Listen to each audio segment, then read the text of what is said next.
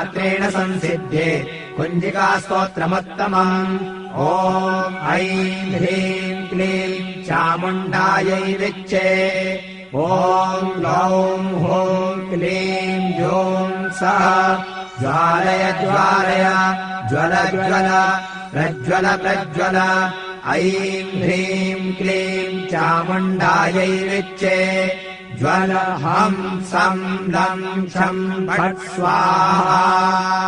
नमस्ते रुद्ररूपिण्यै नमस्ते मधुमर्दिनि